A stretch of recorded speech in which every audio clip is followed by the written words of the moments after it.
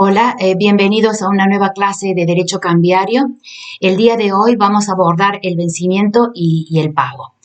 Para comenzar, diremos que la letra de cambio, como todo instrumento de crédito, implica un espacio de tiempo entre la creación y la ejecución del documento.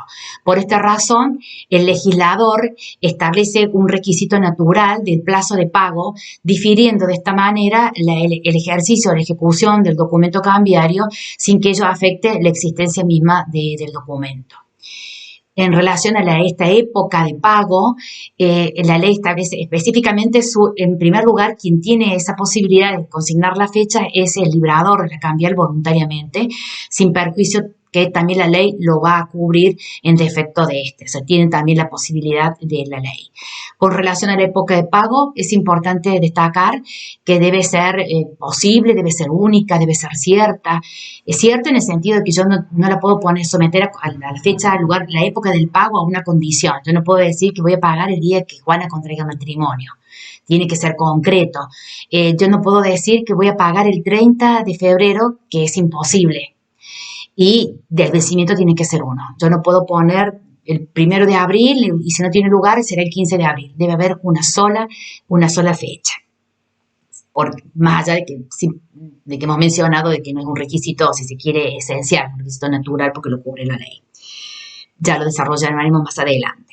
Ferri nos dice que en estos tipos de casos, este tipo de documentos, normalmente el cese de la eficacia legitimante del documento, en el supuesto de extensión del derecho, se conecta, se vincula con el retiro de la cambial de la circulación o la anotación de que se ha producido la extinción. Sin embargo, la extinción del título se conecta directamente con la extinción del derecho y tiene lugar cuando se ha cumplido la prestación.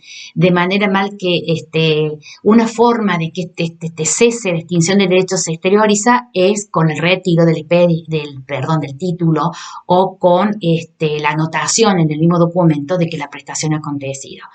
¿Qué quiero decir con esto? Que si la cambial circula después de la extinción del derecho, no tiene contenido. Por eso decimos que la extinción del título va directamente relacionada con la extinción del derecho.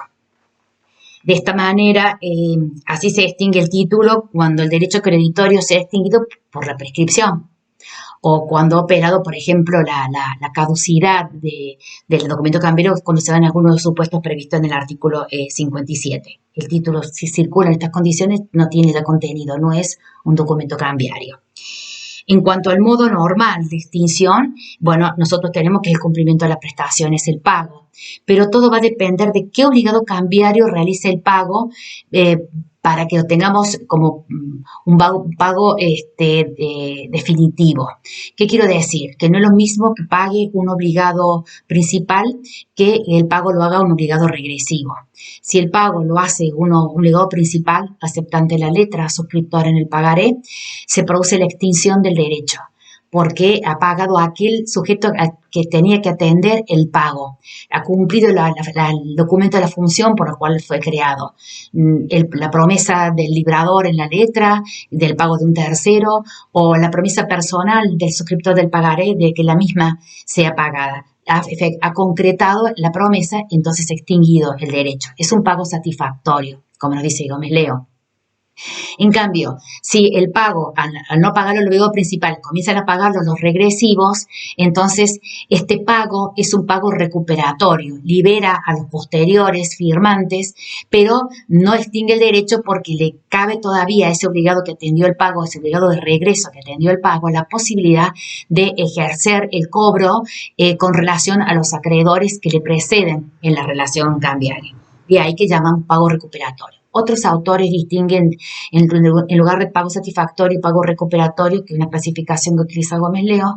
Otros autores hablan de pago y abono para hacer la diferencia de pago de uno u otro obligado.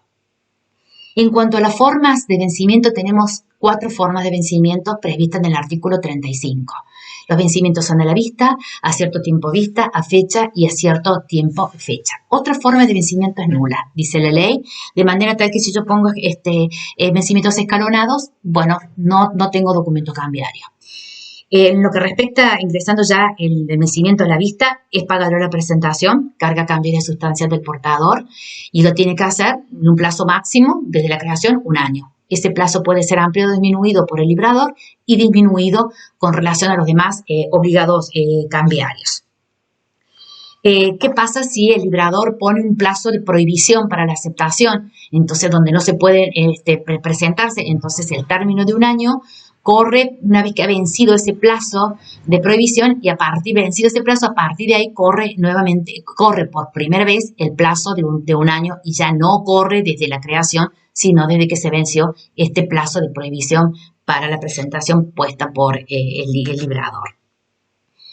¿Qué pasa si se rehúsa cuando se presenta el portador de un documento a la vista y se rehúsa el deudor, o le pide que venga en unos 15 días? Vengan 15 días, voy a cobrar dinero, ahí lo voy a poder pagar. No hay ningún problema que me presente una segunda, ni una tercera, ni otra vez posterior, porque generalmente este tipo de documentos a la vista tienen la cláusula de intereses, de compensatorios, prevista en el artículo 5, que establece que cuando se trata de documentos a la vista de cierto tiempo vista, yo puedo pactar cláusulas de intereses colocando la tasa. Entonces, por cada día que pasa, al portador le corre el interés compensatorio. Y entre iniciar un juicio con los costos y el tiempo que insume aún siendo un juicio ejecutivo, puede convenir una segunda o una tercera presentación que queda en manos del portador tomar la decisión. No habría ningún problema que haya una segunda o una tercera presentación. Si es a cierto tiempo vista, el pagaré se presenta el día del vencimiento o en uno de los 2 días sucesivos. Esta fecha yo necesito, para que quede completa, que el portador se presente por ejemplo, en el caso del pagaré, en el domicilio del suscriptor, coloque la vista y coloque la fecha, y ahí corre los términos cierto tiempo fecha. ¿Qué pasa si me coloca la vista y no me quiere colocar la fecha? Entonces tengo que hacer el protesto por falta de fecha, y a partir de ese protesto me corre el término, por ejemplo, 30 días de la fecha. ¿Qué pasa si no me coloca la vista o no me coloca la fecha? Yo no hago nada.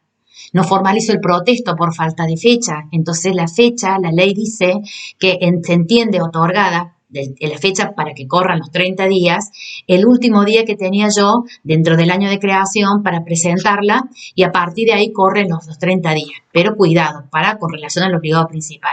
Pero al no haber cumplido la carga de formalizar el protesto, el derecho se ve caducado, porque no ha cumplido el portador la carga cambiaria sustancial de formalizar el protesto, con lo cual no nacen las obligaciones contra los endosantes y avalistas en el pagaré, ¿no? Endosantes y avalistas, más estrictamente con relación a los obligados regresivos, conforme lo prevé el artículo 57, apartado A, y con relación a los plazos que mencioné de 1 año mayor o menor, están previstos en el artículo 27 infine del decreto ley 5965. Con relación a la fecha y a determinado tiempo fecha, yo tengo la posibilidad de pagar el día del vencimiento o en uno de los 2 días, dice el artículo 40, sucesivos. En realidad la ley dice, yo puedo efectuar el pago del día del vencimiento o en uno de los 2 días hábiles sucesivos para realizar, que es el plazo que tiene, que tanto es un plazo que juega tanto a favor del acreedor como a favor del deudor. ¿Por qué? Porque el acreedor tiene 2 días hábiles sucesivos para buscar al escribano.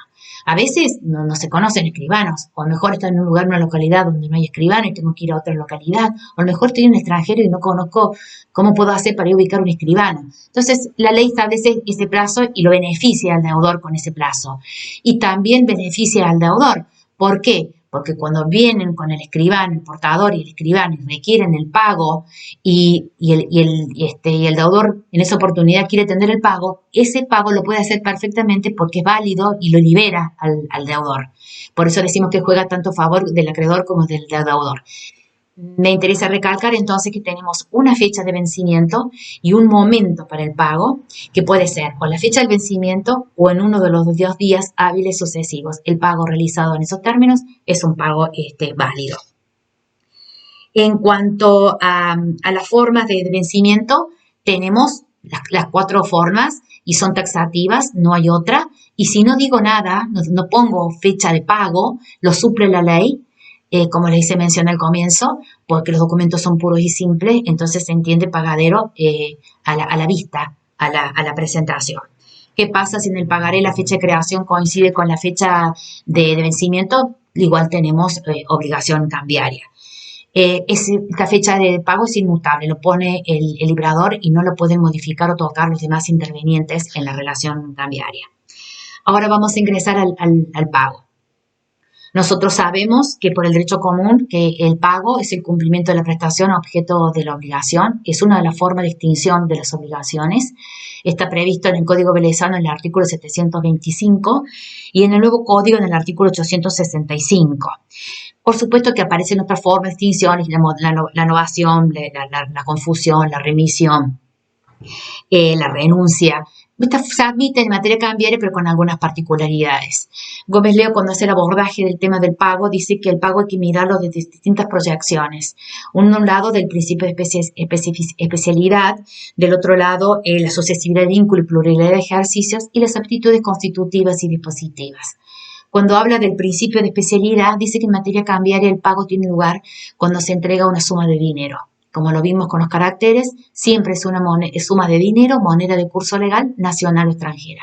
Cualquiera de las otras formas de pago concebidas en el derecho civil es dación en pago y no pago desde el punto de vista cambiario. El otro aspecto que tenemos, la pluralidad de vínculos y sucesividad de ejercicios. Nosotros hemos estudiado que en materia cambiaria tenemos el principio de autonomía y el de independencia, de manera tal que cuando se van sumando las obligaciones cambiarias, una es diferente a la otra y por cada firmante que se va sumando van asumiendo el compromiso del librador. Se va trasladando a los sucesivos firmantes, endosantes y avalistas. Pero estos asumen un doble carácter. Son los obligados son acreedores con relación a los obligados que le preceden en la relación cambiaria que le garantizan a él el pago de la cambial y es deudor y obligado con relación a los obligados que siguen después, que le suceden en la relación cambiaria, respecto de los cuales él garantiza el pago de la obligación. Entonces, a eso se refiere el autor cuando habla de pluralidad de vínculos y sucesividad de ejercicios, con este doble juego de acreedor y deudor que tiene el que participa en la relación cambiaria. Luego nos quedan las aptitudes constitutivas y dispositivas. Nosotros hemos estudiado, sabemos que en el derecho común el deudor va a la casa del domicilio del acreedor y le formula el pago. En materia cambiaria eso no puede ser, porque como la relación cambiaria es una promesa dirigida al público en general, es no recepticia, yo no sé quién se va a presentar al momento del vencimiento. El que libra un pagaré, suscribe un pagaré, dice pagaré, sabe quién es el tomador, pero si circula no hay forma de determinar a quién tengo que efectuar el pago. De la única forma es que se presente. De ahí que la presentación, como dice Bonfante y Ganoni, cristaliza la relación cambiaria. Yo necesito que el portador se presente para que el deudor sepa a quién le tiene que pagar, le exhiba el documento, mire que adelante está un documento, que atrás se ha cumplido la cadena regular de endoso y atienda finalmente el pago. Por eso, para ir cerrando, en materia cambiaria, el portador legítimo tiene la carga cambiaria sustancial de presentarse ante el obligado principal y requerir el pago. Ahora vamos a hablar de los sujetos del pago. Los sujetos activos y el sujeto pasivo. El sujeto activo es el portador legítimo, aquel que posee y presenta el título en el lugar y en la forma oportuna requerida por la ley y acredita formal y extrínsecamente que ha cumplido con la carga o con la ley de circulación cambiaria. Sí circuló, y si no circuló, de que va a acreditar y se va a identificar como el tomador de la cambial. Si hay tachaduras de endoso, la ley dice que en esos casos no hay problema, se los tiene por no escritos, está la validez del documento, y si un endoso viene de otro endoso, endoso en blanco, endoso al portador, endoso regular, sin mayor aclaración se entiende que es en virtud del endoso en blanco, y si todos son endosos en blancos y no se ha indicado en el último endoso al portador como endosatario, por el principio del endoso en blanco, se lo tiene como tal, conforme se prevé en el artículo 15 del Decreto Ley 5965. Desde el punto de vista pasivo, ¿quién es el obligado? El obligado principal. El sujeto pasivo es el obligado principal. El aceptante en la letra, el suscriptor en el pagaré. Pueden ser también, en segundo orden, los intervinientes, es decir, los intervinientes forzosos, cuando se ha indicado en la cambial que si no la paga el obligado principal, la va a honrar el tercero endosante y el quinto endosante. Si tengo dos indicados, tengo que ir a aquel indicado que me libere mayor cantidad de obligados cambiarios en la relación cambiaria. Puede tratarse también de un pagaré, por ejemplo, un pagaré domiciliario. Yo tengo un suscriptor, pero el domicilio de pago es otro. Entonces, el portador tiene la carga de presentarse en ese domicilio de ese tercero, cuya finalidad va a ser abrir la puerta, mirar el documento y atender el pago. No es un obligado cambiario. Pero hay que ir a ese domicilio a los fines de requerir el pago, porque ese tercero tiene la única función solamente de llevar adelante el pago. Ahora vamos a ver el pago anticipado. El vencimiento es una forma de cumplimiento de las obligaciones que juega en favor del acreedor y el deudor. El acreedor sabe por qué lo ha puesto, el deudor también. Entonces, lo normal es que se cumpla el pago a la fecha de vencimiento. Incluso el acreedor puede especular con esa fecha de vencimiento y tener en cuenta las oscilaciones del cambio del título y aprovecharse de esas oscilaciones y esperar hasta el vencimiento. De manera tal que si el suscriptor del pagaré paga antes del vencimiento, la ley en el artículo 43, déjenme un minutito que lo verifique, dice que este pago es un pago riesgoso y un pago peligroso. Porque no es lo normal que se pague antes del vencimiento. Nosotros no pagamos antes que nuestras deudas vencen la deuda y vamos y atendemos el pago. Gómez Leo dice que es un pago sospechoso, es un pago anormal desde el punto de vista cambiario y desde el punto de vista concursal. Desde el punto de vista cambiario, porque si el portador no es el propietario, porque el documento ha sido robado y perdido, y el deudor pagó, pagó mal, y después se presentó otro, pagó mal. También en el caso de que se dé una circulación irregular, por ejemplo, que se presenta, me requiere el pago, no literalizo el pago, entra irregularmente en la circulación, continúa circulando, cae en manos de un portador de buena fe, que desconocía esta situación y llega el vencimiento y me dice, no, entonces yo no le puedo decir ni yo ya pagué, porque la vez anterior no quedé liberada. Un portador cumplió la cadena regular de endoso y es de buena fe y deberé pagar nuevamente. Por eso hay que tener mucho cuidado. A eso se refiere la ley cuando dice que es un pago anormal.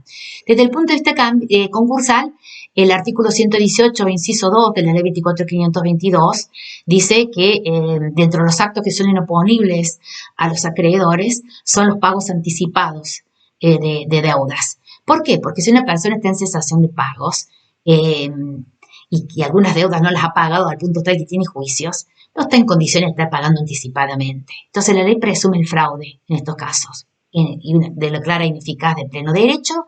Entonces el que recibió el dinero tendrá que entregarlo y cae en el desapoderamiento sin perjuicio de verificar, o con el mismo autito de ineficacia ir y cobrar con relación a los otros obligados que le preceden la relación cambiaria. Por eso decimos que hay que tener cuidado.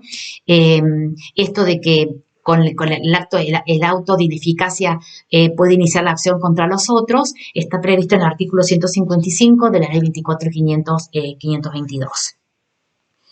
La otra posibilidad que tenemos, el otro tópico que podemos abordar es el pago por depósito judicial. El artículo 45 dice que cualquier obligado al pago de una letra de cambio pagaré puede depositar judicialmente el importe. Es importante aclarar bajo qué contexto tiene este pago por depósito judicial. El pago tiene lugar cuando el portador no se ha presentado o cuando hay problemas de incapacidad del portador y tengo que esperar que se resuelva esa problemática, o cuando existe alguna causal que afecta la legitimación activa del portador, o he recibido una notificación del auto de cancelación, o he recibido la notificación que se ha iniciado la oposición en el auto de cancelación. Entonces, se trata de un medio de pago excepcional, compulsivo, forzoso, y para supuesto que el obligado quiera honrar la cambial. Puede pagar en depositar el monto total de la cambial o una parte de él. Existe una disputa en doctrinaria con relación a qué obligados son los que pueden hacer este depósito judicial. Fargosi dice que cualquier obligado, porque en el texto de la ley dice cualquier obligado, y Cámara nos enseña de que no, de que solamente son los obligados principales los que quedan comprendidos en esta situación, no así con relación a los otros. Les decía entonces que se puede depositar judicialmente el monto total del cambio a una parte. El juez competente es el juez de la jurisdicción del lugar de pago, porque así lo establece la ley. El juez que va a entender es aquel que corresponde al domicilio donde la cambial debe ser pagada. Este pago no es igual a la consignación, por el contrario, es un modo especial de liberación de las obligaciones propias del derecho cambiario. De las formas especiales se diferencia de la consignación porque no requiere las formalidades de esta, basta que yo haga el depósito, no necesito la resolución, un auto que se despida sobre el tema, opera inmediatamente que yo hago el depósito y no requiero que previamente tenga que hacer la oferta de pago para que opere el depósito judicial. Con relación al momento en que yo puedo hacer, con relación al vencimiento, bueno, yo tengo que hacerlo después de los 2 días, ese margen de tiempo que nos pone la ley después del vencimiento. Si ya no viene quien tiene que venir, entonces estoy habilitada a iniciar el depósito judicial para quedarme tranquila. Pero ¿qué pasa con los documentos a la vista? Que yo no tengo como los documentos a la fecha que vence el 15 de abril, espero los 2 días y después de los 2 días puedo hacer el depósito judicial. Acá es a la vista, no hay forma de determinarlo. Entonces la ley entiende que conforme el principio de que tiene un plazo de vigencia 1 año, entonces se entiende que el vencimiento es después del año y vencido ese plazo, entonces el obligado cambiario puede realizar el depósito judicial. Ahora vamos a ingresar un tema muy importante que es de la caducidad de las obligaciones cambiarias. La caducidad es una causa extintiva del derecho subjetivo o del derecho potestativo por sobrevenir un hecho impeditivo en el plazo establecido por la ley o por la convención. En términos más sencillos diré que la caducidad es aquella que tiene lugar porque el portador no ha cumplido, no ha desplegado la actividad necesaria para que nazca la obligación cambiaria. Una vez que se despliega esa actividad, nace la obligación cambiaria con relación a los obligados regresivos. Ese es el alcance del artículo 57 del Decreto Ley 5965. De manera tal que si no tiene lugar la caducidad, porque se han cumplido las formalidades establecidas por la ley en forma oportuna, ha nacido el derecho y ya no puede caducar, sino como ya ha nacido el derecho solamente se puede perder por la prescripción. Y esta es la gran diferencia con la prescripción. Yo en la prescripción tengo un derecho y lo pierdo por la inacción. Lo que pierdo es la acción, pero tengo el derecho. En materia cambiaria, el derecho no nace, así que mal puedo perder lo que no tengo. A veces los alumnos dicen que la Constitución pierdo el derecho. No, en la prescripción pierdo el derecho porque no actué en el plazo que me dice la ley. Y es una causa de extinción. En cambio, en materia cambiaria, en el caso de la caducidad es que como no he desplegado la actividad que me pide la ley, no nace el derecho con relación a los obligados subsidiarios o de regreso. No hay posibilidad de interrupción como en la prescripción, porque si yo realizo la actividad, ya automáticamente ha nacido la obligación cambiaria. Me remito a la lectura del artículo 57. Sí, me parece importante mencionar que la ley en el artículo 57 hace referencia los endosantes, el librador y los demás obligados, con excepción del aceptante porque es el obligado principal. Y en este sentido, Cámara nos agrega, exposición de Cámara, que deben incluirse también dentro de los regresivos a la balista, aunque la ley no lo diga, a la balista del obligado principal. Ahora voy a decir 2 palabras con relación a la cláusula sin protesto. La cláusula sin protesto está prevista en el artículo 50 del Decreto Ley 5965. No tiene una cláusula en sí una forma estereotipada. Yo puedo decir cláusula sin retorno, sin garantía o cualquier otra equivalente. Los sujetos que la pueden oponer, la pueden plantar, la pueden agregar, es el librador, que tiene efecto con relación a todos, y la dispensa del protesto, o un aceptante o una avalista. No corresponde en este supuesto al aceptante, a la avalista del aceptante, por la posición que tiene en la relación cambiaria, que responde por el obligado principal. ¿Qué más podemos señalar? Con relación a la dispensa, la cláusula es cláusula sin protesto, pero no es todos los protestos. Yo tengo diferentes tipos de protestos. Protestos por falta de aceptación, protestos por falta de pago, protestos por falta de fecha, protestos por no entrega de copia o no entrega del ejemplar. Diferentes tipos de protestos para demostrar cargas cambiarias insatisfechas. La ley, en el artículo 50, cuando me habla de la cláusula sin protesto, se me dispensa de formalizar el protesto, hace referencia a la aceptación y el pago. Entiendo entonces, más allá de las diferencias doctrinarias que hay, que se circunscribe solamente a eso, la dispensa corresponde a esas dos situaciones cambiarias, nada más, no hacia las otras. No existe la cláusula en forma aislada, como no existe el aval aislado, salvo el aval sí, el aval en forma personal sí, como no existe el endoso en forma personal. Yo necesito un documento válido para poder insertarse dentro de él y darle, si se quiere, sentido. Una de las mayores discrepancias que suele generar la cláusula sin protesto en su momento fue este dedicamento que se puede poner de puño y letra y que debe ser especialmente firmada, que así lo dispuso la ley, y el otro se cierne en relación al apartado quinto del artículo 50, que los voy a leer.